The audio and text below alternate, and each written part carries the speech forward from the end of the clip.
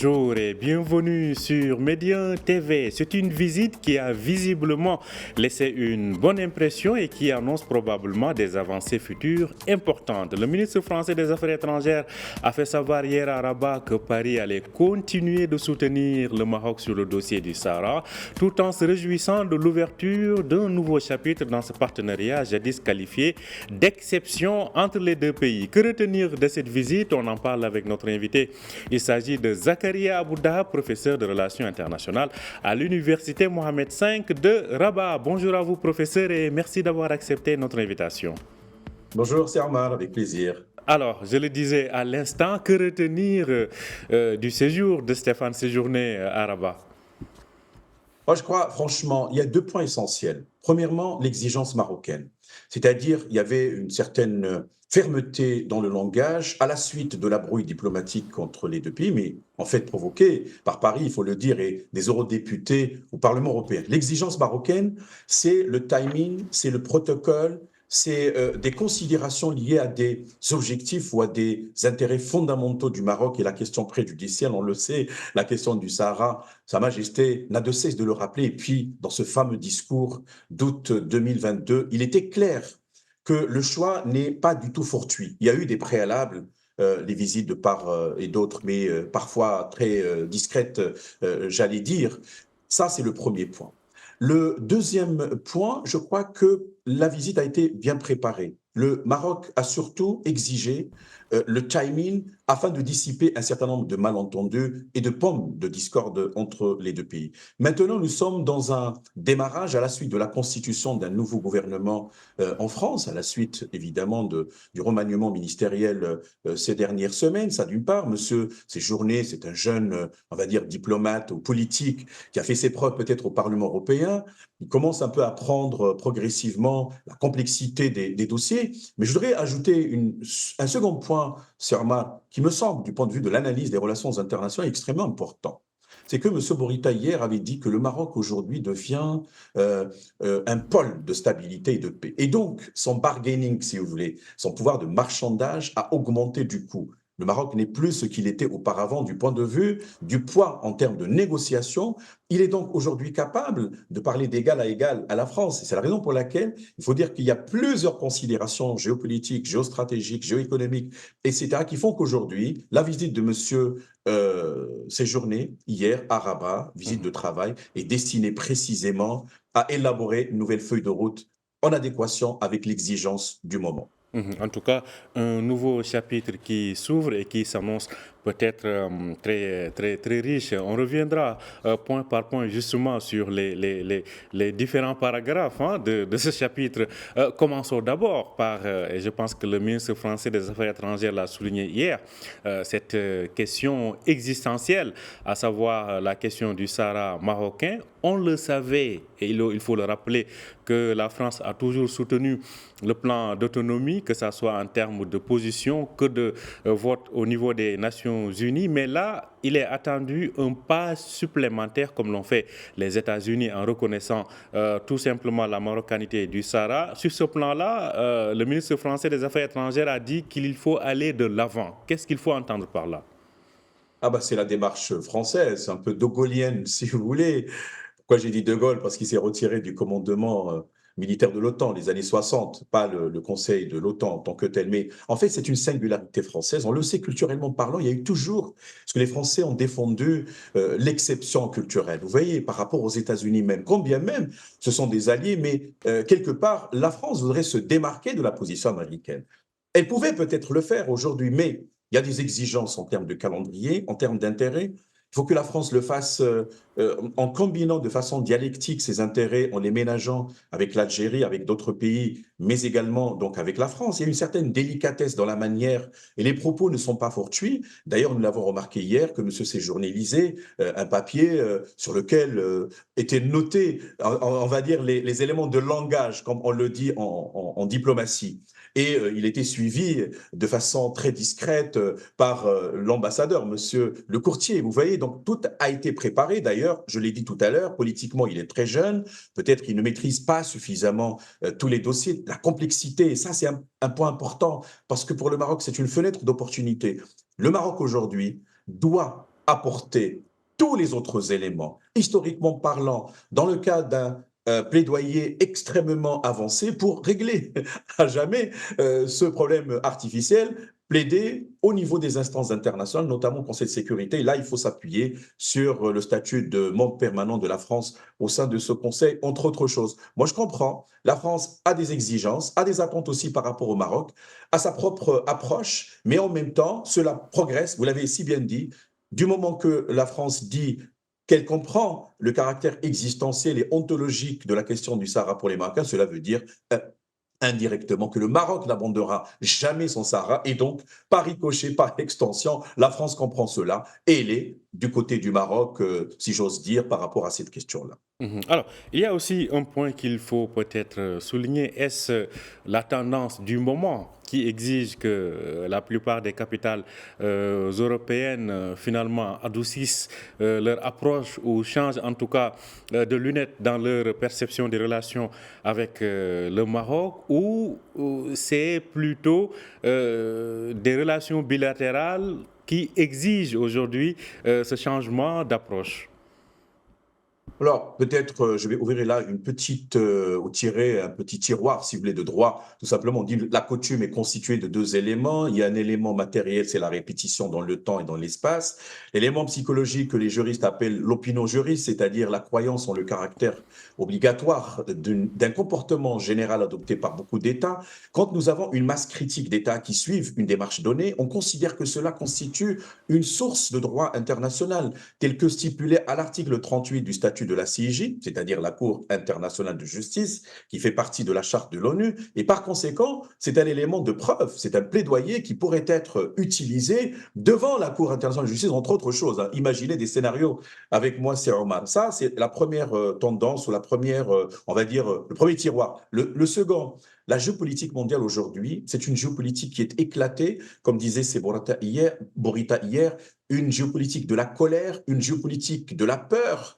Par conséquent, nous avons une sorte de levier qu'on ne pourrait activer ou faire activer que si nous réglons un certain nombre de questions héritées de l'époque de la guerre froide. Alors, si nous voulons, par exemple, ressusciter l'Union pour la Méditerranée, qui ne concerne pas seulement que la France, mais également tous les pays de l'Union européenne, ben, il faudra à ce moment-là qu'on prenne le Maroc comme étant un modèle de stabilité au sein de la Méditerranée occidentale, réactiver le 5+5, etc. Et donc, on a compris aujourd'hui que les lunettes telles que dit par Sa Majesté le Roi, avec lesquelles l'Occident regardait la question du Sahara, ont changé. Parce que le monde a changé. Et donc, toutes les problématiques africaines, le Sahel, l'Atlantique, le Moyen-Orient, etc., ce qui fait, on a compris aujourd'hui raisonnablement qu'on a perdu le temps dans des considérations qui sont tout à fait factices. Et comme je l'ai dit tout à l'heure, on n'a pas le temps de développer tous les éléments liés à cette question complexe. Moi, je crois qu'aujourd'hui, il y a un consensus ordonné autour d'une coutume internationale qui pourrait être utilisée comme une source de droit international, complétée par d'autres d'ailleurs, comme la question de l'équité, comme la question des principes généraux de droit, comme des traités existants comme l'accord de Madrid, pour au final sortir du bout du tunnel, enfin voir le bout du tunnel et sortir de ce goulot d'étranglement. Alors, on sait, comme on le disait toujours, ce partenariat d'exception entre la France et le Maroc, c'est un partenariat, il faut le dire, vaste. D'ailleurs, sur le plan économique, on le rappelait ici hier, les relations économiques n'ont pas en tout cas souffert de ce froid diplomatique. La preuve que les échanges commerciaux ont dépassé 130 milliards de dirhams en 2022, ce sont les derniers chiffres disponibles. Alors, cela dit, il y a une sorte de plan que l'on entend. Les Espagnols ont parlé de ces investissements à l'horizon 2050. Hier, le ministre français a dit d'accompagner, ou en tout cas d'un partenariat fondé sur 30 ans. On revient pratiquement sur les mêmes délais. Alors, qu'est-ce qu'il faut comprendre par là, professeur? Alors, c'est Omar, on ne sait pas si on va encore être là d'ici 30 ans. Mais disons que sur le plan de la prospective et des scénarios, il est clair qu'il y a eu des travaux préalables qui ont été menés par des think tanks espagnols, français et d'autres européens pour un peu brosser un tableau général en se basant sur ce qu'on appelle les tendances lourdes et les indicateurs clés pour structurer un peu la démarche et anticiper l'évolution des choses. Je voudrais dire une chose, les intérêts France-Maroc sont tellement imbriqués, sont tellement entrelacés, une forte interdépendance.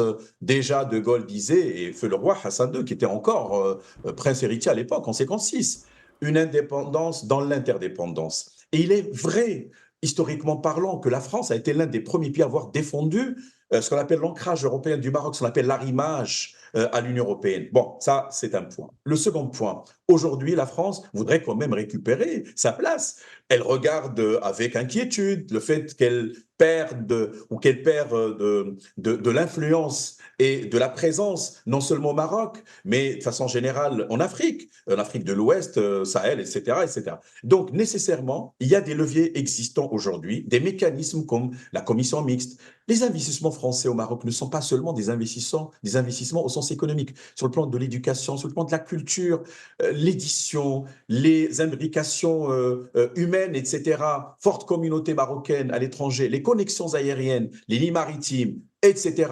TGV français, il faut le dire, en 2007, quand il a été lancé par Sa Majesté le Roi, le président Sarkozy, et puis il y a des projets, Renault-Nissan, Peugeot, Citroën, Kenitra, etc. La France voudrait retrouver sa place, son influence. Elle considère le Maroc comme étant un partenaire clé dans la région, de façon générale, en Afrique du Nord, en Méditerranée occidentale. Et les projets que le Maroc a lancés, en grande pompe, gazoduc avec le Nigeria, désenclavement des États sahéliens, l'optimisation de la façade atlantique, autres projets qui sont extrêmement importants, les sommets, la France-Afrique qui a perdu de l'influence, peut-être la France voudrait aussi que le Maroc fasse quelque chose pour redynamiser les choses. Vous comprenez? Il y a tellement de directions et il est clair aujourd'hui que les deux pays ont identifié une fenêtre d'opportunité. Moi, je dirais, pour résumer, un partenariat multidimensionnel rénové, renouvelé, singulier, original, revu et corrigé. En tout cas, c'est à suivre. Alors, un autre point est revenu hier dans les discussions, c'est l'Union pour la Méditerranée. Le ministre marocain des Affaires étrangères disait que le Maroc et la France ont la responsabilité et la légitimité donc d'œuvrer pour la relance de cette UPM dont tout le monde se rend compte finalement que c'est plus technique que politique.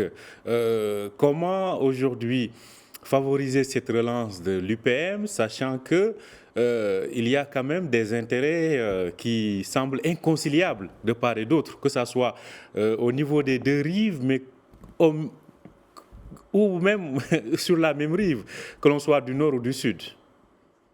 Je crois le cadre théorique, hein, le framework, si vous voulez, un peu le paradigme de départ a changé. 2007 n'est plus, c'est-à-dire nous sommes en 2024. D'abord, premièrement, la question du Moyen-Orient, guerre entre Israël, le Hamas ou la Palestine, la question, elle est épineuse. Et puis, n'oubliez pas que ce que nous appelons les printemps arabes, que je mets bien entendu en guillemets, avait brouillé la vue ou la vision géopolitique par rapport à la visibilité de cette institution qui est une organisation intergouvernementale dont le siège est à Barcelone. C'est vrai, les Espagnols s'y intéressent, je le sais, ça a été dit dans la feuille de route entre le Maroc et l'Espagne, mais il faut revoir la carte. Ça c'est de un. Et de deux, j'étais surpris hier d'entendre M. Bourita dire que le Maroc est le seul pays du Sud qui paie sa cotisation par rapport à cette organisation que nous avons gérée à deux reprises avec M. Sijil Massi, avec M. Lamrani, les ambassadeurs. Et que troisièmement, le Maroc est classé premier dans le cadre du lancement d'un certain nombre de projets au niveau de cette Union pour la Méditerranée. Sarkozy disait que l'Union pour la Méditerranée n'est pas un projet d'union, mais une union de projets. Ce qu'il faut aujourd'hui, il me semble, il faut reprendre la copie. Cela va se faire à l'aune de notre partenariat avec l'Union européenne, les prochaines décisions qui doivent tomber, notamment de la Cour de justice de l'Union européenne. Comme vous le savez, les élections européennes de juin 2024 intéressent au plus haut niveau le Maroc. Et puis redéfinir un nouveau paradigme à l'aune de ce qui se passe aujourd'hui. Ce ne sera pas du tout facile, mais je crois qu'il n'y a pas le même enthousiasme, du moins qui existait tant bien que mal auparavant. Quid de la Libye, quid de la Syrie, quid du Liban, qui n'a pas encore à ce jour son président, quid de l'État palestinien. L'Algérie également, qui tarde à rejoindre le processus de façon effective parce que jusqu'à aujourd'hui, elle n'a pas encore conclu, enfin, elle n'a pas encore opérationnalisé son accord de libre-échange. Elle ne fait pas partie de l'Organisation mondiale du commerce. Vous voyez, il faut prendre le temps peut-être de redéfinir les choses. Il y a eu le sommet des deux rives en juin 2019, il y a eu le nouvel agenda de la Méditerranée. Inch'Allah, peut-être nous pourrons reparler de cette question-là plus tard, qu'on aura plus de temps de le faire.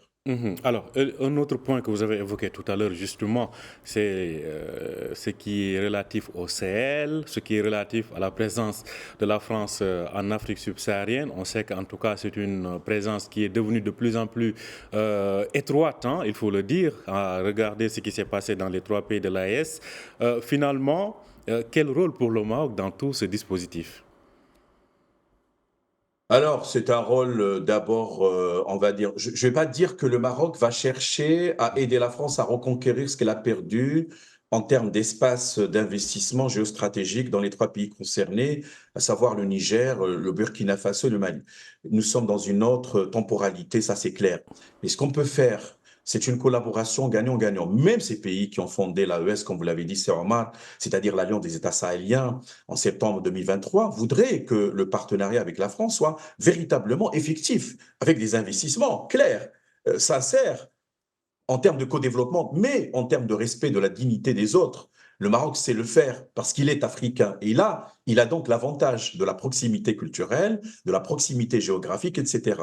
Ce qu'il faut aujourd'hui, c'est considérer ces pays, leurs dirigeants, avec le respect qui doit à ces gens-là, qui ne sont pas dupes. Vous voyez, il y a un changement générationnel. Moi, je crois que si quelque chose devrait se faire dans cette direction, elle devrait se faire ou il devrait se faire sur le long terme. Ça, c'est important. Et puis, par ailleurs, tout se discute. L'essentiel, quand il s'agit, par exemple, de lutter contre les groupes terroristes, la France pourrait aussi apporter sa contribution. Elle peut le faire avec le Maroc, mais on peut ordonner tout cela dans le cadre d'un package général en impliquant l'Union européenne, en impliquant l'Espagne, en impliquant l'Italie, qui a lancé son premier sommet récemment avec l'Afrique, avec les États-Unis. Moi, je crois que la démarche devrait être une démarche collégiale, collective, mais sincère, dans le cadre d'une problématique, on va dire, de coopération sud-sud, mais ouverte sur d'autres dimensions venant du Nord.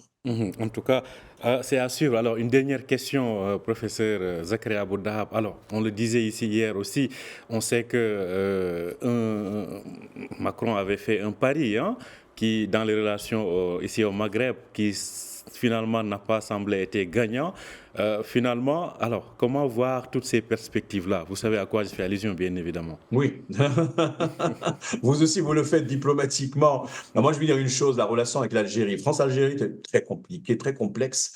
C'est-à-dire, c'est en dents de scie. Mais le problème, c'est qu'il n'y a pas de permanence, il n'y a pas de stabilité. Parfois, juste une simple colère peut décimer ce qui a été construit. Cela inquiète Paris en particulier. Certes, il faut débloquer la situation, hein. Il faut qu'on soit clair que le Maghreb stable est un gain pour le Maroc. Et le Maroc a plaidé pour cela. Longtemps, il ne va pas changer de paradigme. On le sait. Et puis, ça renvoie à notre relation avec le voisin algérien. Nous souhaitons que sur le long terme, la situation puisse s'améliorer. De toutes les manières, il faut aujourd'hui gérer les transitions. Moi, je crois que nous sommes véritablement dans une transition stratégique. Il faut la préparer. Si on dit 30 ans, ce n'est pas fortuit. Ça veut dire qu'on veut construire le Maghreb de demain avec un Maroc fort, avec une Algérie stable, avec une Tunisie stable aussi. Il faut qu'elle reparte ou qu'elle reprenne du poil de la bête. Et puis, voilà, c'est une question qui nous intéresse. Il ne faut pas oublier la Mauritanie, il ne faut pas oublier la Libye. Donc, il faut situer la relation, à mon sens, avec le Maroc dans ce cadre maghrébin. Le Grand Maghreb, dans le cadre africain continental et mondial. En tout cas, c'est à suivre. Merci à vous, Zakaria Aboudahab. C'est un plaisir de vous retrouver. Je rappelle que vous êtes professeur des relations internationales à l'Université Mohamed V de Rabat. Bonne journée à vous, professeur. Merci. Merci, Zorma. Bonne journée. Au revoir. Bonne journée. Merci à vous aussi de nous avoir suivis. Je rappelle que vous pouvez retrouver cet entretien sur notre site www.medianews.com. Bonne journée, bonne suite de programme sur Média TV.